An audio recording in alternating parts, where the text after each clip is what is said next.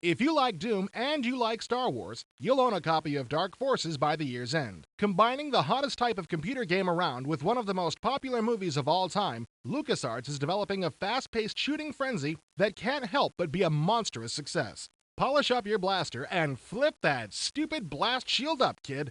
You'll need your eyes for this one. In Dark Forces, the situation is once again gloomy for the rebels. The Empire has started production of the Dark Trooper, a mechanized super stormtrooper which will surely spell, doom for the Alliance. You must stop the implementation of these ghastly machines. You'll face impossible odds, but that's not exactly a news flash to you, is it? Now, nobody's complaining too loudly about Doom's interface, so don't expect LucasArts to do much unnecessary monkeying with it. Arrow keys to move, control to shoot, alt to strafe, you know the deal. There'll be a few new keys you didn't have to think about before, but I'm getting ahead of myself. If you've played Doom, Dark Forces won't confuse you. If you haven't, the concept of fun will confuse you. The graphics in Dark Forces are terrific and fast. This game runs just as fast as Doom, and except for the occasional pause to load in new graphics, is very smooth. Doom fans will appreciate the option to run in full screen mode and still have your gauges visible. The display on the left keeps track of your shields and health both graphically and numerically, and the one on the right shows your energy units which are used to fire your weapons. You'll be seeing a lot of your old friends like Imperial Guards, disgusting bounty hunters, and stormtroopers galore. The troopers are better marksmen here than in the movies, but you still won't mistake them for Han Solo. The soundtrack, which of course features many familiar pieces by John Williams, is rousing, and the digitized sound effects from the movie are perfect. Although Dark Forces resembles its Doom engine very closely, LucasArts has actually created their own proprietary 3D engine called Jedi, which has a few improvements.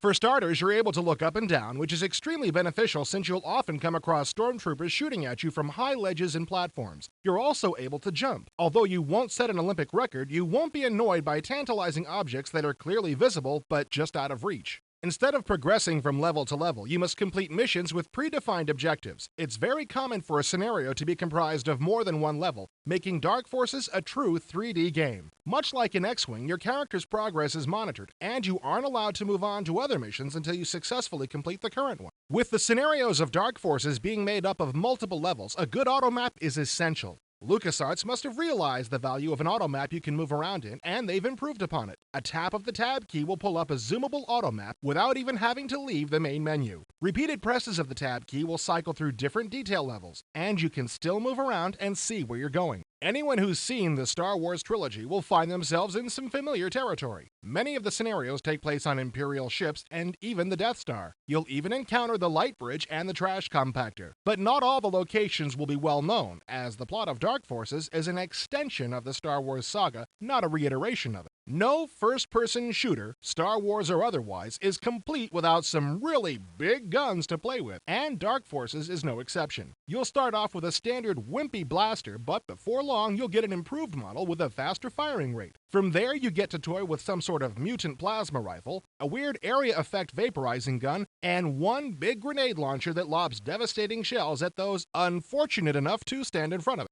Doom and Star Wars fans are chewing their own fingers off in anticipation, and with just cause. After playing around with it for a few days, I've come to the conclusion that no true Star Wars fan can be without this game. It's a delight to play, and is by far the best Doom clone I've seen yet. You'll have to wait until November or December for it, but go ahead and get psyched up now. You won't be disappointed.